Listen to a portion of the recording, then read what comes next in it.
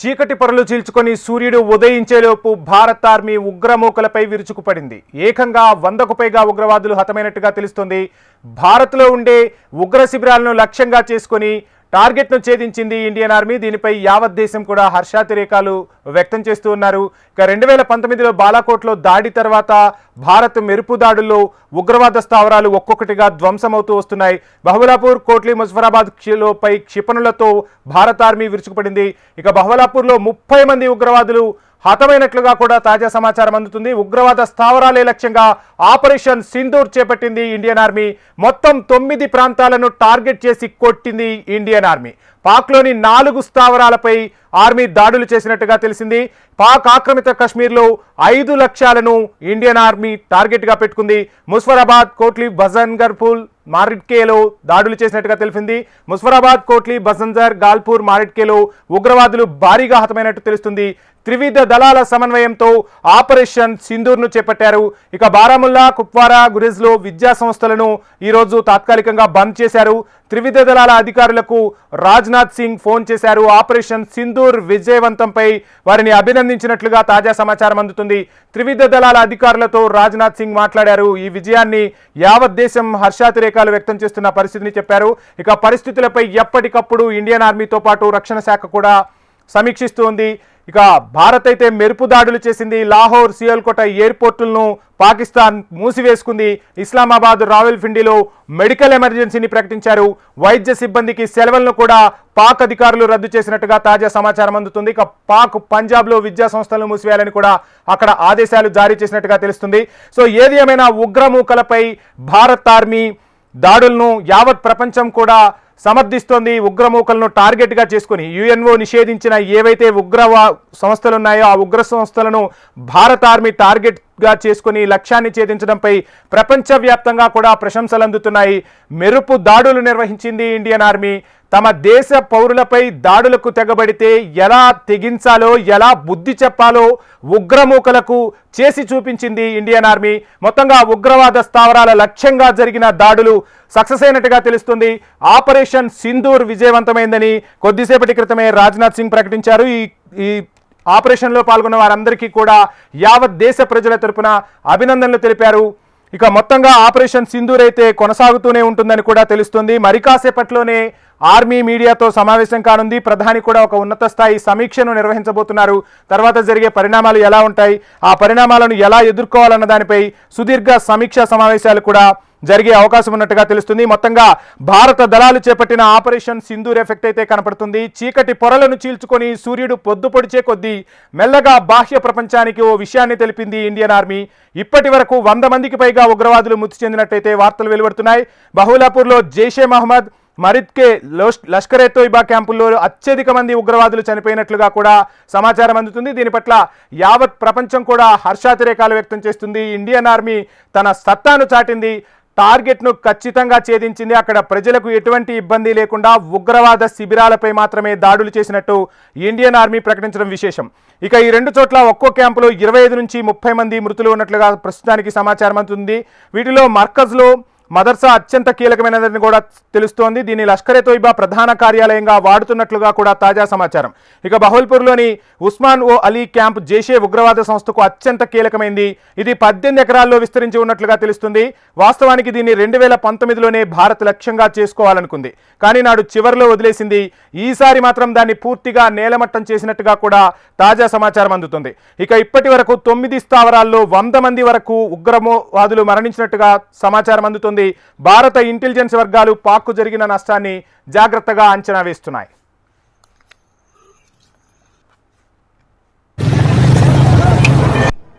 आज फैलाने वाली फैक्ट्री जहां भी होगी इस चौकीदार के निशाने पर है. भारत को जहां से भी खतरा होगा हम घर में घुस करके मारेंगे. आतंक और हिंसा फैलाने वाली फैक्ट्री जहां भी होगी इस चौकीदार के निशाने पर है. भारत को जहां से भी खतरा होगा हम घर में घुस करके मारेंगे. ఇక ఈ దాడిపై బాధిత కుటుంబాలు కూడా హర్షాన్ని వ్యక్తం చేస్తూ ఉన్నాయి. ఆర్మీకి తమ సంపూర్ణ మద్దతు ఉంటుందంటూ కూడా ప్రకటించాయి. మంగళవారం అర్ధరాత్రి దాటాక పాకిస్తాన్లోని ఉగ్ర స్థావరాలపై భారత ఆర్మీ మెరుపు దాడులు చేసింది. గత నెల 22న పహల్గాం ఉగ్రదాడిలో 26 మంది పౌరులు మృతి చెందిన విషయాన్ని భారత ప్రభుత్వం అత్యంత సీరియస్గా తీసుకుంది. ఆపరేషన్ సింధూర్ను చేపట్టింది. భారత ఆర్మీ ఆపరేషన్ సింధూర్ పేరిట మెరుపు దాడులకు దిగింది. ఇక దీనిపై ప్రపంచవ్యాప్తంగా ప్రముఖుల నుంచి కూడా హర్షాతిరేకాలు వ్యక్తమవుతున్నాయి. ఉగ్రమూకలను అంతమొందించడంలో భారత్కు ప్రపంచ దేశాలన్నీ కూడా మద్దతుగా నిలుస్తున్నాయి. కొద్దిసేపటి క్రితమే అమెరికా అధ్యక్షుడు డొనాల్డ్ ట్రంప్ కూడా కీలక వ్యాఖ్యలు చేశారు. పాకిస్తాన్ యుద్ధానికి దిగకుండా ఇంతటితో ఆగిపోవటం మంచిది. భారత్ ఎన్నో రోజుల నుంచి, కొన్ని శతాబ్దాల నుంచి భారత్ శాంతి కోసం చూస్తూ ఉంది. ఎటువంటి దాడులు చేయకుండా ఇప్పటి వరకు ఆపగలిగాము. ఖచ్చితంగా పాకిస్తాన్ దీనిపై ఒక నిర్ణయం తీసుకోవాలని కూడా పాకిస్తాన్కు చురకలంటించారు డొనాల్డ్ ట్రంప్. మొత్తంగా ప్రధాని మోదీకి అయితే బాధిత కుటుంబాలు ధన్యవాదాలు తెలుపుతున్న పరిస్థితిని కూడా చూస్తున్నాం. ఇంత బాధలోనూ భారత ఆర్మీ ఆ ఉగ్రమూకలను అంతమొందించడం తమకు నిజంగా న్యాయం చేసినట్టుగా బాధిత కుటుంబాలు కూడా కొద్దిసేపటి క్రితమే పేర్కొనడం విశేషం. యావత్ దేశం కూడా ఈరోజు ఆర్మీ తీసుకున్న చర్య పట్ల ఆనందాన్ని వ్యక్తం చేస్తుంది. భారత పౌరులపై జరిగిన దాడిని యావత్ భారతావని ఖండించింది. నాడు కన్నీటి పర్యంతమైంది. ఆపరేషన్ సింధూర్తో అమరులు ఎవరైతే ఉన్నారో వారందరికీ ఒక న్యాయం జరిగినట్టుగా తెలుస్తోంది. అసలు ఆపరేషన్ సింధూర్లోనే ఒక రకంగా ఆ పేరులోనే ఒక భావోద్వేగం అనేది కనపడుతూ ఉంది. మహిళల ముందు వారి భర్తలను కాల్చి చంపడాన్ని భారత ప్రభుత్వం అత్యంత సీరియస్గా తీసుకుంది. సింధూరాన్ని భారత్లోని మహిళలు చాలా పవిత్రంగా భావిస్తారు. అందుకోసమే ఆపరేషన్ సింధూర్ అనే పేరు కూడా పెట్టినట్టుగా తెలుస్తుంది. అంటే ఇక రాబోయే రోజుల్లో ఉగ్రమూకలకు ఇది ఒక హెచ్చరికగా కూడా మనం భావించాల్సి ఉంటుంది. అంటే భారత్లోని పౌరులపై దాడి చేస్తే భారత ఆర్మీ కానీ, భారత ప్రభుత్వం కానీ, భారత ప్రజలు కానీ ఎంతగా తిరగబడతారో, ఎంతటి విధ్వంసాన్ని సృష్టించగలరో ఈరోజు ఉదయం భారత ఆర్మీ ప్రపంచ దేశాలకు, అదేవిధంగా ఉగ్రమూకలకు చేసి చూపెట్టింది. ఉగ్రవాదంపై భారత్ అత్యంత సాహసోపేతమైన చర్య తీసుకుందని చెప్పి ప్రపంచ దేశాల నుంచి కూడా పూర్తి మద్దతు లభిస్తుంది. యుఎన్ఓ నిషేధించిన ఏవైతే ఉగ్రవాద శిబిరాలు ఉన్నాయో ఆ ఉగ్రవాద శిబిరాలపై ఇండియన్ ఆర్మీ మెరుపు దాడులు చేసింది. కనీ విని ఎరగని రీతిలో భారత మెరుపు దాడుల్లో ఆ ఉగ్రవాద శిబిరాలు ధ్వంసమైపోయాయి.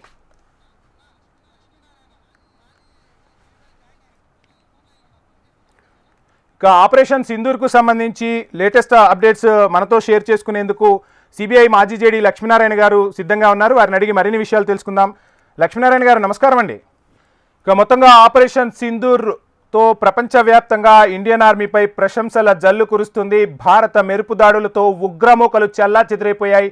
ఉగ్రమూకల వెన్నులో వణుకు పుట్టించింది ఇండియన్ ఆర్మీ. ఇస్లామాబాద్ రావల్పిండిలో మెడికల్ ఎమర్జెన్సీ ప్రకటించిన సిచ్యువేషన్స్ అయితే ప్రస్తుతానికి కనపడుతూ ఉన్నాయి. ఇక మనతో ఆపరేషన్ సింధూర్ గురించి మాట్లాడేందుకు సిబిఐ మాజీ జేడీ లక్ష్మీనారాయణ గారు సిద్ధంగా ఉన్నారు. Sir good morning sir. Sir యావత్ భారతావనికి కూడా ఈరోజు ఒక రకంగా చెప్పాలంటే అందరికీ ఒక గుడ్ మార్నింగ్ అనే చెప్పాలి. భారత్లోని రాజకీయ నాయకులు, ప్రముఖులే కాదు ప్రజలందరూ కూడా ఆర్మీ తీసుకున్న చర్య పట్ల ఆనందాన్ని వ్యక్తం చేస్తున్నారు. అంటే భారత పౌరులపై దాడి జరిగితే ఏ విధంగా భారత ప్రజలు, భారత ఆర్మీ, భారత సర్కార్ ఏ విధంగా తిప్పికొడతాయో చూపించారు. సో ఎలా చూడాలంటారు సార్ ఆపరేషన్ సింధూర్ని మొత్తంగా?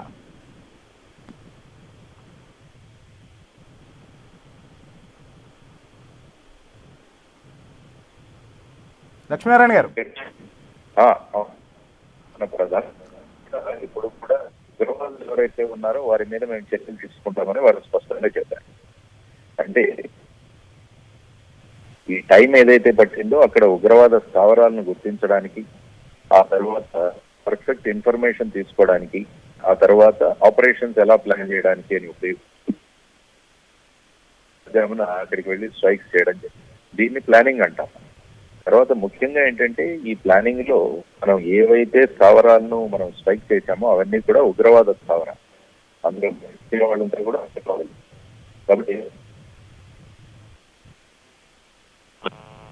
అది చేస్తే అది మళ్ళా పాకిస్తాన్ కు సానుభూతిగా మారుతుంది. కాబట్టి ఆ జాగ్రత్త కూడా తీసుకుంటూ 9 స్థావరాలు, ముఖ్యంగా 5 ఆక్యుపైడ్ కాశ్మీర్ లో ఉన్నవి, తర్వాత 4 పాకిస్తాన్ లో ఉన్న వాటి మీద చర్యలు తీసుకోవడం జరిగింది. ముఖ్యంగా పాకిస్తాన్ భూభాగంలో కూడా మన యుద్ధ విమానాలు చొచ్చుకుపోవడం జరిగింది. ఇది కూడా చాలా ప్రధానమైన అంశం. చూసుకుంటే మనం బాలాకోట్ పిఓకే వరకే మనం పరిమితమై ఉన్నాం, కానీ ఈసారి పాకిస్తాన్ భూభాగంలో కూడా వెళ్ళడం జరిగింది. ముఖ్యంగా లష్కర్-ఈ తైబా, జైష్-ఇ-మహమ్మద్ మరియు హిజ్బుల్ ముజాహిదీన్ వీళ్ళ ముఖ్య స్థావరాలైన మురుడికే కావచ్చు, లేకుంటే బహవాల్పూర్ కావచ్చు, లేకుంటే ముజఫరాబాద్ కావచ్చు, ఈ ప్రాంతానికి వెళ్ళి అక్కడ వాళ్ళ స్థావరాలని ధ్వంసం చేయడం జరిగింది. అది ముఖ్యంగా చాలా అభినందనీయం. ఎందుకంటే ఎప్పుడు కొట్టినా కూడా మూలాల్లో కొట్టాలి అంటారు. కాబట్టి ఆ స్థావరాలు ఏవైతే ఉన్నాయో, వాళ్ళ హెడ్ క్వార్టర్స్ ఏవైతే ఉన్నాయో, head quarter offices, training centres ఉన్నాయో స్ట్రైక్ చేయడం అన్నది చాలా సరైన నిర్ణయం అని నేను అనుకుంటాను. సార్, ఖచ్చితంగా మీరు చెప్పినట్టు ఈరోజైతే దేశమైతే ఒక రకంగా ఆ ఉగ్రవాదులు చనిపోవడం పట్ల హర్షాన్ని అయితే వ్యక్తం చేస్తుంది. సో రానున్న రోజుల్లో పాక్కు భారత్కు మధ్య సంబంధాలు ఎలా ఉండబోతున్నాయి అంటే, ఒక రకంగా ఇప్పుడు ఉద్రిక్త పరిస్థితులు నెలకొన్నాయి, యుద్ధం వరకు దారితీసే పరిస్థితులు ఉన్నాయా, ఏం జరగబోతుంది అంటారు సార్? యుద్ధ పరిస్థితులు అన్నవి మొదటి నుంచి నేను చెబుతున్నాను, ఒక దేశంతో యుద్ధం చేయడం కూడా మనకి చేయొచ్చు, కానీ దాన్ని it is not worth it. కాబట్టి ఎందుకంటే అటువంటి దేశంలో మొదట ఉగ్రవాదాన్ని మనం మొదలుపెట్టాం. మనకు మన భారతదేశానికి ప్రముఖంగా మనం ఈ ఉగ్రవాదం అన్నదానికి జీరో టాలరెన్స్ మన దగ్గర, ఎక్కడా కూడా ఉగ్రవాదం అనేది ఉండకూడదు అని ఈవెన్ మన ఎక్స్టర్నల్ అఫైర్స్ మినిస్టర్ జయశంకర్ గారు కూడా అన్నారు. ఏమన్నారు ఆయన? మొత్తం ప్రపంచంలోనే ఉగ్రవాదానికి జీరో టాలరెన్స్ ఉండాలి అన్ని దేశాల నుంచే. కాబట్టి ఆ విధమైన నినాదంతో మనం ముందుకు వెళ్తాం. కాబట్టి ఇది ఒక మిలిటరీలోని ఒక చర్య. కానీ మీరు చూసుకొస్తుంటే మొదటి నుంచి సింధు జలాల ఒప్పందాన్ని పక్కన పెట్టడం, ఆ తర్వాత వచ్చేసి అక్కడ వాళ్ళందరినీ వీసాల మీద వచ్చిన వాళ్ళని పంపించేసేయడం, తర్వాత అక్కడ నుంచి ఈ పోర్ట్లకు వాళ్ళ షిప్స్ ని అలౌ చేయకపోవడం, సో ఇలా రకరకాల మన గగనతలాన్ని వారికి మనం ఆపేయడం, ఇలాంటి రకరకాల చర్యలు తీసుకున్నాం. ఆ తర్వాత ఇప్పుడు దాన్ని గ్రే లిస్ట్ లో కూడా పెట్టడానికి ప్రయత్నిస్తున్నాం. FATF అంటాం, ఫైనాన్షియల్ యాక్షన్ టాస్క్ ఫోర్స్ లో గ్రే లిస్ట్ లో పెడితే వాళ్ళకి ఏషియన్ డెవలప్మెంట్ కానీ, ఇంటర్నేషనల్ మానిటరీ ఫండ్ నుంచి కానీ వచ్చే నిధులు కూడా ఆగిపోతాయి. ఈ విధంగా అనేక మార్గాల నుంచి పాకిస్తాన్ ను ఉక్కరి చేస్తూ, అదే విధంగా ఇంటర్నేషనల్ లెవెల్లో కూడా పాకిస్తాన్ యొక్క ఉగ్రవాద చర్యలను మనం ప్రొజెక్ట్ చేసుకుంటూ, నిన్న చూస్తే మీరు యునైటెడ్ నేషన్స్ సెక్యూరిటీ కౌన్సిల్ కూడా పాకిస్తాన్ అన్ని దేశాలు కలిపి ఏకాకిని చేసింది. ఎందుకంటే పాకిస్తాన్ ఉగ్రవాదాన్ని అన్ని దేశాలు కూడా వాళ్ళు నష్టపోయాయి. ముఖ్యంగా అమెరికా తీసుకుంటే, మనం తీసుకుంటే 9/11 ఏదైతే జరిగిందో 2001వ సంవత్సరంలో, అక్కడ కూడా ఫైనల్ గా ఒసామా బిన్ లాడెన్ పాకిస్తాన్ లోనే శరణ తీసుకున్నారు. సో ఇటువంటివి అందరికి కూడా తెలుసు అన్ని దేశాలకు. దాన్ని ఇప్పుడు మన భారతదేశం దౌత్యపరంగా మనం ముందుకు తీసుకొస్తూ అసలు ఉగ్రవాదం అన్నదే పాకిస్తాన్ నుంచి తొలగించే ప్రయత్నాలు చేస్తోంది. ఇది ముందు కూడా కొనసాగాలి. ఇది ఒక ఫేజ్ 1 మాత్రమే, కానీ ఇది కంటిన్యూస్ గా ఉంటూ అసలు ఉగ్రవాదమే పాకిస్తాన్ పటంలోంచి మనం తీసివేయగలిగితే ఏమవుతుందంటే అది ఒక పెద్ద విజయంగా మనం భావించవచ్చు. సార్, మీరు చెప్పినట్టు ఖచ్చితంగా భారత్ ఎప్పుడు శాంతినే కోరుకుంటుంది. అండ్ ఫైనాన్షియల్ ఆస్పెక్ట్లో చూస్తే ప్రపంచంలోనే భారత్ ఇప్పుడు 3వ ప్రపంచ అతిపెద్ద ఆర్థిక వ్యవస్థగా అవతరించబోతోంది. సో ఇటువంటి టైంలో యుద్ధాలు ఇవి ఖచ్చితంగా భారత ఆర్థిక వ్యవస్థకు ఇబ్బందులు ఏర్పడే అవకాశం ఉంటుందా? దీనిపై భారత్ సర్కార్ ఏ విధంగా ముందుకు వెళ్ళబోతోంది? అందుకనే ఫుల్ ఫ్లెడ్జ్డ్ యుద్ధం అంటే ఏంటంటే, ఈ యుద్ధం మొదలవుతుంది కానీ అది ఎప్పుడు అంతమవుతుందో మనకు తెలియదు. ఇప్పుడు ఫర్ ఎగ్జాంపుల్ మీరు చూసుకుంటే రష్యా మరియు యుక్రెయిన్ మధ్య యుద్ధం మనం అనుకున్న ఒక వారం రోజుల్లో అయిపోతుంది, కానీ ఆల్మోస్ట్ 2 సంవత్సరాల పైబడింది అది. దానివల్ల ఏంటి, 2 దేశాలు కూడా ఆర్థికంగా నష్టపోతున్నాయి. సో ఆ విధమైన పరిస్థితుల్లో మీరు అన్నట్టు భారత్ 3వ స్థానంలో చొచ్చుకుపోతున్న భారతదేశం ఇప్పుడు ఇటువంటి రోగ్ నేషన్ ఏదైతే ఉందో, లేకుంటే ఒక ఫెయిల్డ్ నేషన్ ఏదైతే ఉందో దాని మీద చర్యలు తీసుకుని ఆ దేశాన్ని, ఆ భూభాగాన్ని మనలో కలుపుకోవడం వల్ల మనకు వచ్చేది లేదు. మనకున్న ఆర్థిక వనరులు అక్కడ ఎక్కువగా వెచ్చించాల్సి. అందుకనే స్పష్టంగా మొదటి నుంచి కూడా ప్రధానమంత్రి గారు మేము ఉగ్రవాదం మీద చర్యలు తీసుకుంటాం, ఎవరైతే ఉగ్రవాదులు ఈ పహల్గావ్ ఇన్సిడెంట్ లో ఉన్నారో వారికి మద్దతునిచ్చిన వారు, వాళ్ళ కుట్రలో భాగస్వాముల మీద మేము చర్య తీసుకుంటామని ఎక్కడ కూడా ఫుల్ ఫ్లెడ్జ్డ్ యుద్ధం అని ఎక్కడ మాట్లాడలేదు వారు ఎప్పుడు కూడా. కాబట్టి వారి ఇంటెన్షన్స్ చాలా స్పష్టంగా తెలుస్తుంది. కాబట్టి మనం ఉగ్రవాదంతో పోరాడుతున్నాం కాబట్టి ఆ ఉగ్రవాద కేంద్రాలను మనం నష్టం చేయాలన్న ధోరణిలో ఈ 9 టెర్రరిస్ట్ సైట్స్ మీద మొదటి విడతగా చేసింది. మనం ఆ విధంగా చేసుకుంటూ పాకిస్తాన్ ని ఆర్థికంగా దాన్ని బలహీనం చేస్తూ ప్రపంచంలో భారతదేశం యొక్క ప్రాచుర్యాన్ని పెంచుతూ మనం ఆ విధంగా ముందుకెళ్లాలన్నది ఈ స్ట్రాటజీ అన్నమాట. సార్ మనం చూస్తున్నాం అసలు ఎప్పుడూ లేని విధంగా ఎప్పుడైనా దాడులు చేస్తే ఆర్మీ స్థావరాలపై ఆర్మీ జవాన్లపై ఉగ్రమూకలు దాడులు చేసేవి. కానీ మొన్న భారత పౌరులను లక్ష్యంగా చేసుకోవటం, అందులోనూ ఒక మతపు వ్యక్తులని లక్ష్యంగా చేసుకోవటాన్ని ఎలా చూడాలి? ఎందుకని ఈ చర్యకు పాల్పడ్డారని అనుకోవచ్చు సార్? ఉగ్రవాదులు ఆర్మీ ఎస్టాబ్లిష్మెంట్స్, ఆర్మీ జవాన్లతో పాటు సివిలియన్స్ మీద కూడా చాలా సార్లు ఎప్పుడెప్పుడైతే అమర్నాథ్ యాత్ర జరుగుతుందో చాలా సంఘటనలు జరిగాయి. మీరు చూసుకుంటే 2000 సంవత్సరంలో బిల్ క్లింటన్ గారు ఇక్కడికి వచ్చినప్పుడు అప్పుడు కూడా 31 మంది సిక్కుల మీద ఊచకోత పోయడం జరిగింది. ఆ తర్వాత బాంబ్ బ్లాస్టులు కూడా చాలా చోట్ల జరిగాయి. కాబట్టి ఇప్పుడు ప్రధానంగా ఒక మతం ఆధారంగా ఈసారి చేయడం అన్నదాన్ని మనం ఆలోచిస్తే దీన్ని ముందు ఉంచుకొని భారతదేశంలో మళ్ళా హిందూ ముస్లిం యొక్క విభేదాలు సృష్టించి అంతర్గతంగా కూడా భారతదేశంలో అల్లకొల్లాలు సృష్టించాలన్నది వాళ్ళ ఒక స్ట్రాటజీ. కానీ భారతదేశం ఆ ప్లాన్ లో పడలేదు, ఆ విధమైన దీంట్లో పడలేదు. మొత్తం భారతదేశమే ఏకకంఠంతో ఈ పెహల్గావ్ ఇన్సిడెంట్ ను ఖండించింది. తరువాత ప్రభుత్వం త్వరగా చర్యలు తీసుకోవాలని ప్రతి ఒక్కరు కూడా కోరుకున్నాం. సో ఆ విధంగా మీరు అన్నట్టు సర్వసాధారణ ప్రజల మీద చాలా సార్లు వాళ్ళు చర్యలు తీశారు. మీరు చూసుకుంటే కశ్మీరీ పండిట్లను కూడా ఏ విధంగా వాళ్ళు ఊచకోత కోసారన్నది మనం చూసాం. సో దానితో పాటు ఈ స్ట్రైక్ ప్రధానంగా ఏంటంటే వారి మతం అడిగి వారిని ఆ విధంగా చంపడం జరిగిందన్నది కొత్త ఫీచర్. దానివల్ల ఏంటంటే భారతదేశంలో ఇంటర్నల్ క్లాషెస్ క్రియేట్ చేసి భారతదేశం అంతర్గతంగా అస్తవ్యస్తం చేసి మరి భారతదేశం మిలిటరీ పరంగా చర్యలు తీసుకోవడంలో కొద్దిగా వెనకాడుతుందన్నది వాళ్ళ గేమ్ ప్లాన్. ఆ గేమ్ ప్లాన్ లో వాళ్ళు ఫెయిల్ అయ్యారు. భారతదేశం అందరం కలిసి ఏ విధంగా ప్రతిస్పందించామన్నది కూడా ఈ ఇన్సిడెంట్ లో మనం గమనించాల్సిన ప్రధానమైన అంశం. సార్ ముఖ్యంగా ఆర్టికల్ 370 తర్వాత జమ్మూ కాశ్మీర్లో చాలా మార్పులు వచ్చాయి. అంటే జమ్మూ కాశ్మీర్ని పర్యాటకుల స్వర్గధామంగా మనం చెప్తూ ఉంటాం. చాలామంది దేశ విదేశాల నుంచి కూడా పర్యాటకులు అక్కడికి వెళ్తూ ఉంటారు. ఆ జమ్మూ కాశ్మీర్లో ఎక్కువగా పర్యాటక రంగంపైనే అక్కడ ప్రజల జీవన ప్రమాణాలు, వాళ్ళ జీవన స్థితిగతులు అనేవి ఉంటాయని తెలుస్తూ ఉంటుంది. సో అక్కడ ఈ ఆర్టికల్ 370 తర్వాత సాధారణ పరిస్థితులు రావడాన్ని అటు పాక్ కావచ్చు, ఇటు ఉగ్రముఖులు కావచ్చు జీర్ణించుకోలేని పరిస్థితిలో ఉన్నారు. అందుకోసమే తమ ఉనికిని చాటుకునే ప్రయత్నం చేశారని అనుకోవచ్చా? డెఫినెట్గా, ఎందుకంటే పాకిస్తాన్ ఏకాకి అయిపోయింది. లేకుంటే ఇంతకు ముందు జమ్మూ అండ్ కాశ్మీర్ లో ఏదైనా జరగాలి, ముఖ్యంగా పిఓకేలో ఏదైనా సందర్భాలు ఉంటే పాకిస్తాన్ అదొక వాళ్ళ యొక్క భూభాగం అని, తర్వాత పాకిస్తాన్ మాది అన్న భావనలతో వాళ్ళు ఉంటారు. కానీ మనం 2019వ సంవత్సరంలో ఆగస్టు 5న 370 ఆర్టికల్ రద్దు చేయడం, ఆర్టికల్ 35A రద్దు చేయడం, ఆ తర్వాత దాన్ని యూనియన్ టెరిటరీగా మార్చడం, ఆ తర్వాత ఏదైతే ఆర్థిక నాడో కశ్మీర్ కి మళ్ళా టూరిజం ని బ్రహ్మాండమైన మార్గంలో పెట్టడం వల్ల పాకిస్తాన్ కు అది కంటింపుగా తయారైంది. అది వాళ్ళు సహించుకోలేకపోయారు, జీర్ణించుకోలేకపోయారు. కాబట్టి American vice president JD Vance మన భారతదేశంలో పర్యటన సందర్భంగా వారు ఈ విధంగా చేస్తూ మళ్ళా మతాల మధ్య చిచ్చు పెట్టడానికి ఈ విధమైన ఒక ప్లాన్. అందులో ఖచ్చితంగా పాకిస్తాన్ ఐఎస్ఐ, పాకిస్తాన్ ప్రభుత్వం కూడా వీరి వెనకాల ఉన్నారు. అందులో భారతదేశం స్పష్టమైన ఉదాహరణలతో, సాక్ష్యాలతో అది అంతర్జాతీయ రంగంలో, అంతర్జాతీయ ప్లాట్ఫామ్ లో మనం దాన్ని ముందుంచాం. సో ఈ విధంగా వారు అన్ని రంగాలలో అటు అమెరికా నుంచి కావచ్చు, చైనా నుంచి కావచ్చు, మిగతా దేశాల నుంచి కూడా దూరం అయిపోవడం వల్ల ఇక ఏం చేయాలి అన్న దీంట్లో వాళ్ళ టార్గెట్ కశ్మీర్. సో ఆ విధంగా ఈ సంఘటన వాళ్ళు చేయడం జరిగిందని నేను అనుకుంటున్నాను. సార్ ప్రజలు అంటే భారతదేశంలోని ప్రజలందరూ కూడా ఎప్పటికప్పుడు వస్తున్నది ఏంటి అంటే ఎప్పుడు ఎన్ని రోజులు ఇంకా ఈ కశ్మీర్తో పాక్ గురించి మనం వాదులాడాలి, సో కశ్మీర్ మనలో ఎప్పుడు అంతర్భాగం అయిపోతుంది, ఎందుకని భారత ఆర్మీ కానీ భారత సర్కార్ కానీ పటిష్టమైన చర్యలు తీసుకోలేకపోతుంది? ఈసారైనా అంటే ఇంత దాడులు జరిగిన తర్వాత ఖచ్చితంగా అంటే జమ్మూ కాశ్మీర్ నుంచే ఉగ్రవాదులు ఎప్పుడు దేశంలోకి చొరబడుతున్నారు అనేది ఎక్కువగా వినిపిస్తున్న మాట. సో ఈసారి అంటే ఇంత దాడి జరిగిన తర్వాత ఇక ఈ విషయాన్ని చెక్ పెట్టే దిశగా భారత సర్కార్ ప్రపంచ వేదికలపై ఈ విషయాన్ని ఫుల్ స్టాప్ పెట్టే విధంగా చర్యలు తీసుకుంటుందని ఆశించవచ్చు అంటారా? డెఫినెట్గా ఆల్రెడీ మొదలు పెట్టాము, ఇది ఆల్రెడీ మొదలు పెట్టున్నాం. మళ్ళా ఈ సంఘటనతో ఇంకా బలోపేతంగా దాన్ని తీసుకుంటున్నాం ఈ ఇష్యూని. సో దట్ పాకిస్తాన్ నుంచి ఈ ఉగ్రవాదం వెళ్ళిపోతే ప్రపంచ దేశాలకే మంచిదన్న ఒక సందేశాన్ని భారతదేశం చాలా ఎఫెక్టివ్ గా తీసుకెళ్తోంది.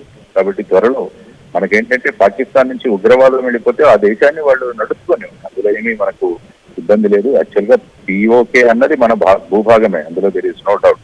దాన్ని ఏ విధంగా మనం హస్తగతం చేసుకోవాలన్నది ఆ స్ట్రాటజీ కూడా మనకు ఉంటుంది. ఎందుకంటే యుఎన్ వాళ్ళ మధ్యస్థంలో ఉంది. కాబట్టి ఈ సంఘటనల ఆధారంగా మళ్ళా యుఎన్ మధ్యస్థంలో ఆ భూభాగాన్ని మనం తీసుకోవచ్చు అన్నది కూడా ఒక స్ట్రాటజీలో ఒక భాగం కావచ్చు అని నేను అంటున్నాను. లక్ష్మీనారాయణ గారు, చూస్తుంటాం అంటే దేశంలో ఇటువంటి ఏవైనా దాడులు జరిగినప్పుడు యావత్ భారతంలో ఉన్న ప్రజలందరూ కూడా రియాక్ట్ అవుతూ ఉంటారు.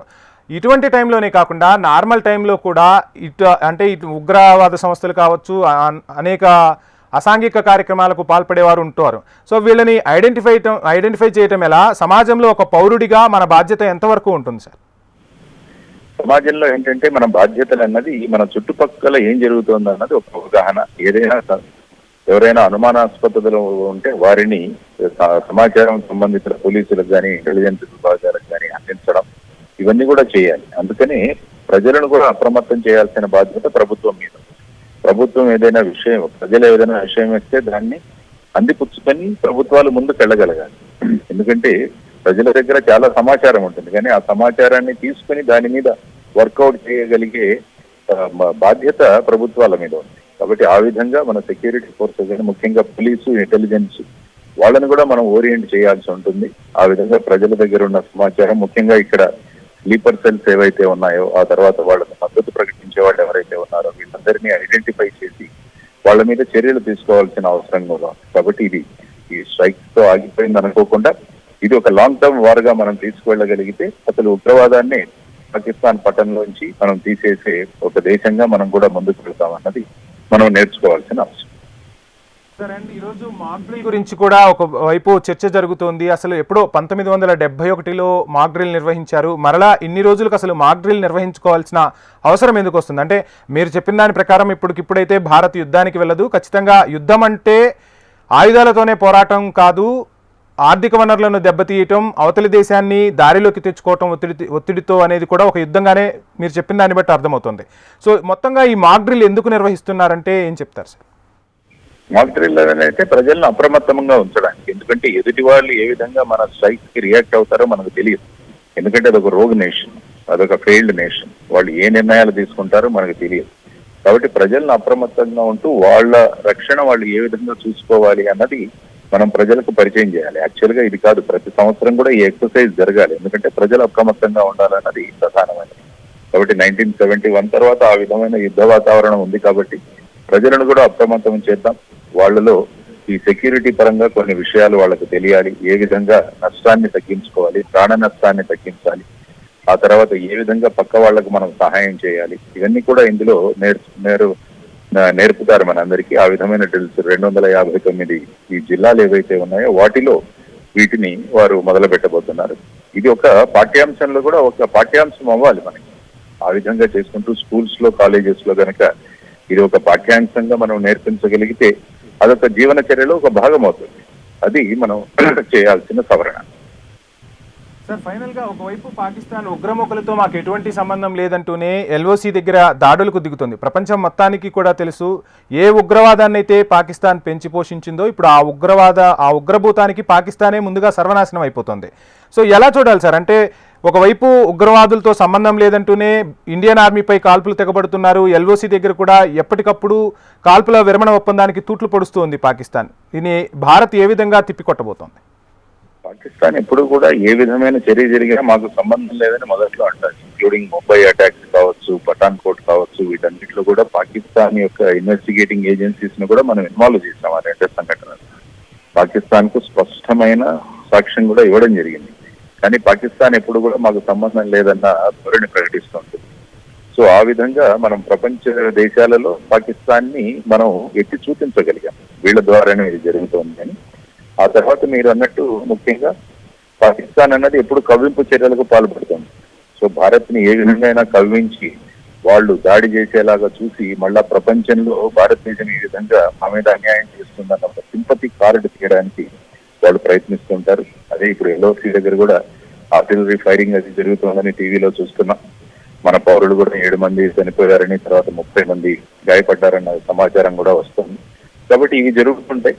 కాబట్టి భారతదేశం ఆ విధమైన చర్యలు తీసుకుంటుంటుంది. మళ్ళా అంతర్జాతీయంగా పాకిస్తాన్ ని మళ్ళా ఏకాకి చేసి మొత్తం ఉగ్రవాదాన్నే పాకిస్తాన్ పట్టణం నుంచి తీసేసే ఒక లాంగ్ టర్మ్ లో భారతదేశం వెళ్ళాలని మనం అందరం కోరుకుంటున్నాం. సార్ ఫైనల్గా మీరు ఒక పోలీస్ ఆఫీసర్గా ఉన్నారు, అదేవిధంగా ఎంతో మందిని చైతన్యం చేస్తూ వచ్చారు.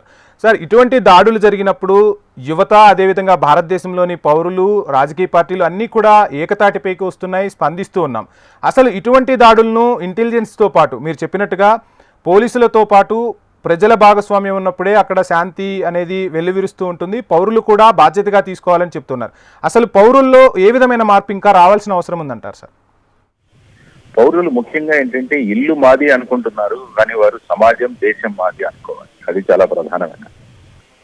ఈ ఇల్లు మాది, కులం మాది, మతం మాది అనుకుంటున్నాము, కానీ మనం అనుకోవాల్సింది దేశం మనది అన్న దేశభక్తి భావనలు ప్రజల్లో తీసుకురావాలి. సో ఆ విధంగా మన పాఠ్యాంశాలలో మార్పు, తర్వాత వచ్చేసి మన వాళ్ళ చర్యల్లో మార్పు, ఇవన్నీ కూడా నేషనలిజం ని మనం ప్రమోట్ చేయాలి. నేషనలిజం అంటే మనం అందరం భారతీయులం అన్న భావన మనలో వస్తే ఏమవుతుందంటే ఈ కులాలు, మతాలు ఇవన్నీ కూడా మనల్ని విడదీయలేదు. అది మనం నేర్పించాల్సిన ప్రధానమైన విషయం. తర్వాత మన బాధ్యతలు ఏవైతే ఉన్నాయో వాటిని ఖచ్చితంగా మనం అమలు చేయడం.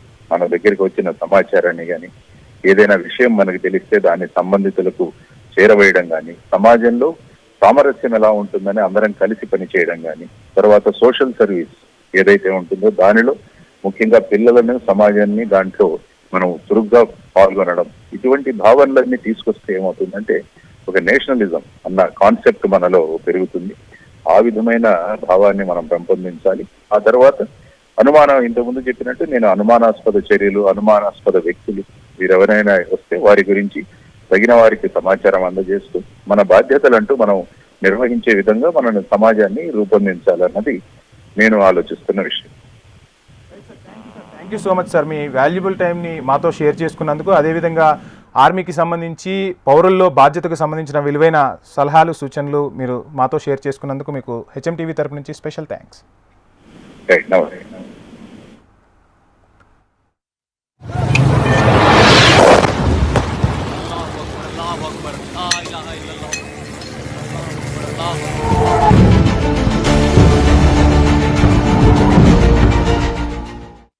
ఆపరేషన్ సింధూర్ పేరిట భారత ఆర్మీ దాడుల నేపథ్యంలో పాకిస్తాన్ అప్రమత్తమైంది. లాహోర్, సియాల్కోట్ ఎయిర్పోర్టులను 48 గంటల పాటు మూసివేస్తున్నట్లు దాయాది దేశం ప్రకటించుకుంది. అలాగే పలు ప్రాంతాల్లోని మసీదుల నుంచి పౌరులు అలర్ట్గా ఉండాలంటూ అధికారులు అనౌన్స్మెంట్ చేస్తున్నట్లు సమాచారం అందుతోంది. భారత మెరుపు దాడులకు పిరికిపంద చర్యగా పాకిస్తాన్ ఎల్ఓసి వద్ద భారత వైపు కాల్పులను మొదలుపెట్టింది. ఆ దేశ సైన్యం తాజాగా యుద్ధ ట్యాంకులను సరిహద్దుల్లో మోహరించింది. దీంతో భారత ఆర్మీ ఆ కాల్పులను సమర్థవంతంగా తిప్పికొడుతోంది. సరిహద్దులలో వైమానిక రక్షణ విభాగాలను సన్నద్ధం చేసింది ఇండియన్ ఆర్మీ. భారత గగనతలంలోకి శత్రు దేశం నుంచి వచ్చే ఎలాంటి మిసైల్స్ నైనా కూల్చేయడానికి సిద్ధమైంది ఇండియన్ ఆర్మీ.